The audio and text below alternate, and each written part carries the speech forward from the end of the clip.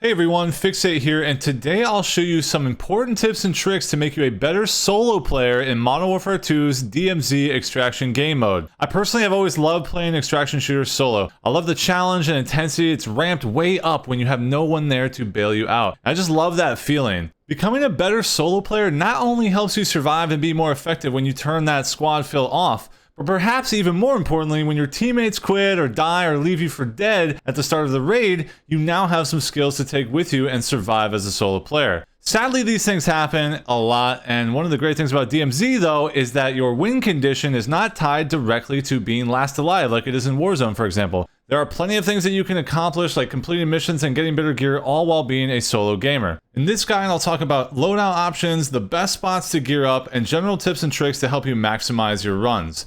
Okay, so let's dive into all the best practices to make you a better solo player in DMZ. I think to start, we'll go with the loadout and assume that your insured gun is not available. But if it is, of course, feel free to rock that out. Personally, I like the LMGs as a solo player. The RPK, the Icarus, and the RAL feel really solid to me. You can wipe large amounts of armored AI in a single magazine, and you can do some serious work against players as well. I'm also a big fan of the TAC 56 AR and the M4, but just use whatever you're comfortable with for medium range. As far as non-insured guns go, I really like the ground loot RPK and the AK-74U. In the tactical slot, it's really stims or stun grenades for me personally, or flashbangs if you're into that. When playing solo, you are killing a lot of AI and your health is often low and regenerates quite slowly, which makes stims really nice. But against players, I do prefer stuns or even flashbangs in combat. In the lethal slot, I mostly use Semtex myself because of its value against the Riot Shield AI and just general versatility in all combat scenarios.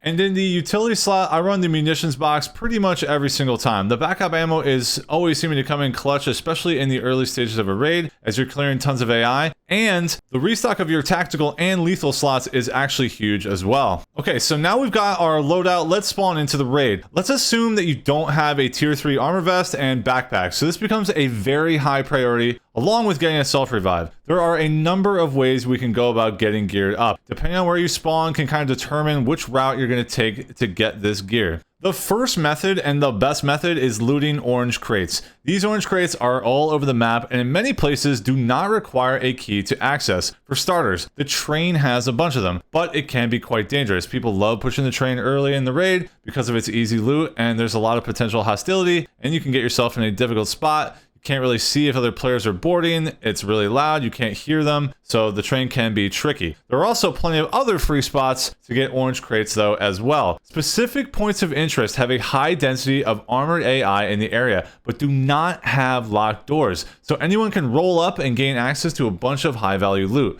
For example, the east side of the airport has a ton of crates, including uncontested crates that are outside with no AI around, on the roof as well, and even underneath. Another great spot is Rohan Oil. This place isn't quite as good as the airport, but when you're on this side of the map, it's one of the best spots to hit. There are often 4 to 6 riot shielders though, so you got to make sure you're very careful down there, and it can make your life difficult. So use your Semtex and don't be afraid to use munitions to restock those Semtexes. It'll make clearing this area much easier. Another spot that is open is the caverns. This is doable for sure, but it's more in the center of the map, and the outer area, like near the entrances, is so heavily populated with AI, I tend to avoid it. It is a freaking mess, in my opinion, clearing solo. Those are my favorite spots for the orange crates, but there are some other solid areas as well for us to check if we aren't near any of these POIs. Many of the ammo depots can have armor, backpacks, kill streaks, and self-revives in them. Specifically the ammo depots that have this building shape. Also, lockers definitely have a higher chance of armored rigs and backpacks. You can find lockers in all sorts of places around the map, but I really like these two places here. First is the north side of the city in these 3 buildings, and once again, back in the oil field in these buildings. Honorable mention also to note is down in Hafid Port in the warehouse buildings, but again, there are so many lockers around, so keep your eyes open. So that covers great loot spots to hit right off the spawn. Now obviously you can loot and sell to buy stations. This can be a slower process because you need 35,000 for the 3-tiered armor rig and 30,000 for the tier 3 backpack. Typically, when I'm looking for big cash quickly, I'll either do a nuclear material contract to get a guaranteed 20,000 or the destroy supplies contract to locate the multiple safes that trigger after you complete that contract. Just as important as your rig and bag is getting a self-revive or a revive pistol. As a solo player, there is no one coming to pick you up, and the AI in this game is cranked to an 11, so they can take you down quickly if you lose focus for 1 single second. So the revive is massively important. The self-revive has its own equip slot, and the revive pistol takes the place of your utility. In both cases, you can have more than one of them in your inventory, so stacking a couple can create a much safer and higher survivability rate. The self-res and the res pistol can be found in orange crates as well, which further cements them as the best method for gearing up. But you can also find them in the first aid containers and in bathroom mirrors as well. There are so many bathrooms across the map, so make sure you're consistently looting them if you are in need of that self-res slot. Lastly, you can get a self-res from a buy station, and it's pretty cheap, 7,500 cash, so make sure you're checking to see if that self-res is available at the buy station. So now you are fully kitted out with gear, and the question becomes, what are you trying to do next? If your main goal is to reduce the timer on your insured gun, then you're looking to keep your focus on completing contracts. One important tip is to make sure you're depositing your cash in dead drops. Dead drops are gray dumpsters all around the map that are used for some mission completion, but can also be used to stash cash and valuables. Cash deposited in the dead drops reduces more time off of your insured gun. So if one of your focuses is to reduce your timer, then learning these dead drop locations are a key to your success. I'll have a link in the description below for this map right here. This is a map genie, you can check it out. It is definitely not complete, but I'm sure they are going to be updating this over time, and it's just a great place to start if you don't know where any of them are.